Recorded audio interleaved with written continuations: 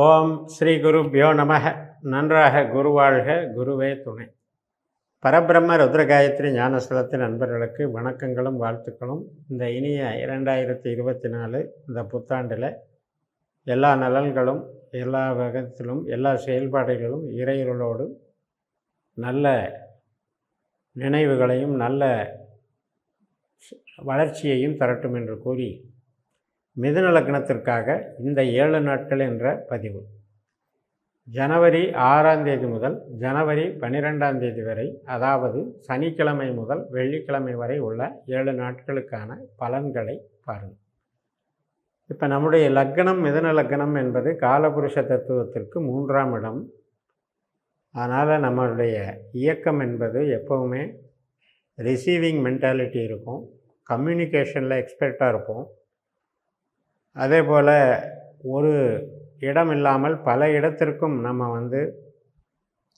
சென்று வேலை பார்ப்பது, மாறி வேலை பார்ப்பது, நம்முடைய தொழிலை அது மாதிரி அடுத்தடுத்த ஃபீல்டுகளுக்கு நகர்த்துவது என்று பல விதங்களில் நமக்கு சிந்தனை செயல்பாடுகள் அமைந்திருக்கும். அப்பேற்பட்ட மிதுன லக்னத்திற்கு முதல் நாளான சனிக்கிழமை அன்னைக்கு சுவாதி நட்சத்திரம் பூர்வ புண்ணிய ஸ்தானமான 5ஆம் இடத்துல துளாராசியில் ராகுவுடைய நட்சத்திரத்தில் சந்திரன் போகிறார்.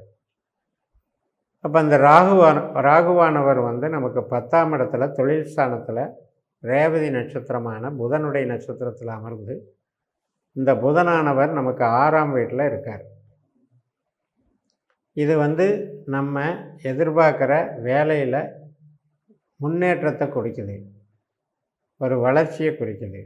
சொந்த தொழிலையும் ஒரு நல்ல பொருள் வரவை குறிக்குது.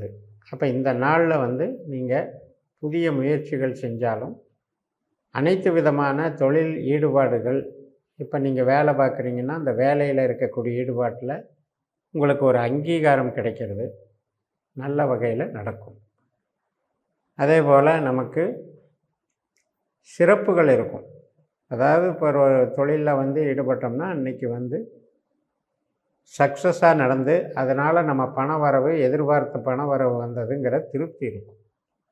அடுத்த நாளான ஞாயிற்றுக்கிழமை 7ஆம் தேதி அன்னைக்கு விசாகம் நட்சத்திரம், விருச்சிக ராசியில் சந்திரன் போகிறாரு. 6ஆம் வீட்டில் குருவோட நட்சத்திரத்தில், குரு நமக்கு லாபஸ்தானத்தில் கேதுவோட நட்சத்திரத்தில் இருக்கார். கேது 4ஆம் வீட்டில் இருக்கார். அதனால் வீடு மனை சார்ந்த உறவினர் வருகை, இது மாதிரியான நண்பர்கள் மகிழ்ச்சி, இது மாதிரியான காரியங்களுக்கு சாதகமாக இருக்கும். இது ஒரு சாதாரண நாளாக நமக்கு போயிடும். ஏன்னா நமக்கு 4ஆம் இடத்துல இருக்கிற கேது அப்படிங்கிறது ஒரு வீட்டுக்கு தேவையான பொருள் வாங்கி ஒரு சந்தோஷமாக இருக்கிற நிகழ்ச்சியை காட்டுது. அதே 8ஆம் தேதி திங்கட்கிழமை அன்னைக்கு அனுஷ நட்சத்திரம், சனியோட நட்சத்திரம்.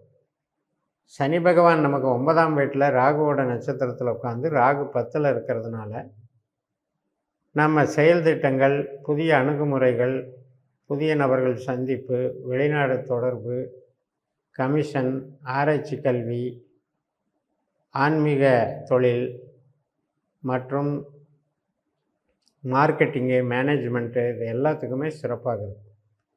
டிரான்ஸ்போர்ட்டு, லாஜிஸ்டிக்ஸு இதெல்லாம் சிறப்பாக இருக்கும். கனரக வாகனங்கள், உற்பத்தி சார்ந்த தொழில்களுக்கும் நன்மையை தரும். நல்ல வளர்ச்சி தரக்கூடிய நல்ல நாளாக இன்றைக்கு அமையும்.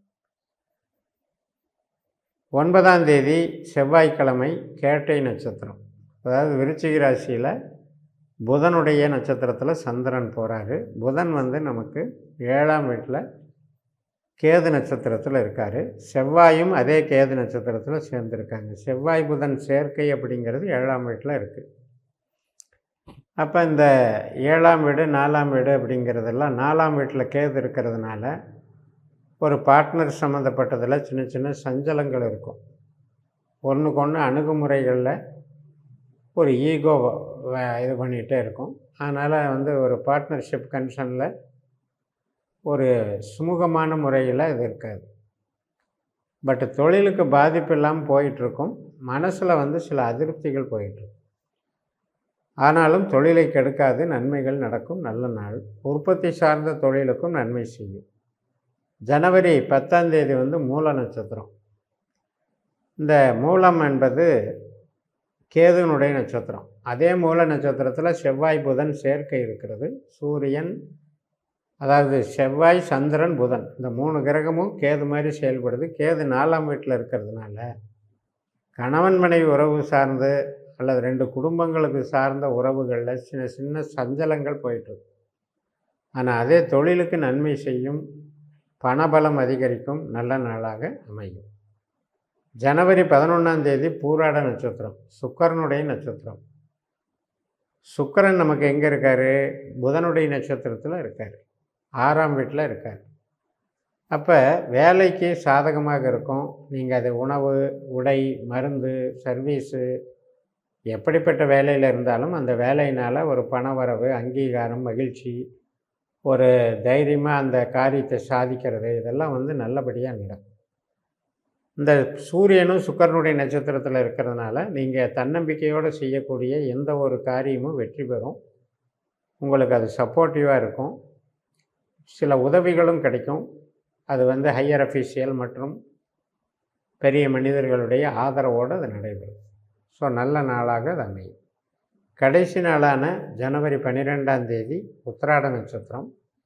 சந்திரன் வந்து 8ஆம் வீட்டில் போகிறாரு. சூரியனும் அதே உத்திராட நட்சத்திரத்தில் இருக்கிறதுனால அந்த டைமில் வந்து நமக்கு கொஞ்சம் செயல்பாடுகளில் ஒரு சுணக்கம் ஏற்படும், அல்லது ஒரு பயம், இனம் புரியாத தயக்கம், அல்லது ஒரு தடைகள், ஒரு ஸ்பீடாக வேலை முடியலையே அப்படின்ற ஒரு எதிர்பார்ப்புக்கு முட்டுக்கட்டை போடுற மாதிரி இருக்கிற விஷயங்கள் நடக்குது.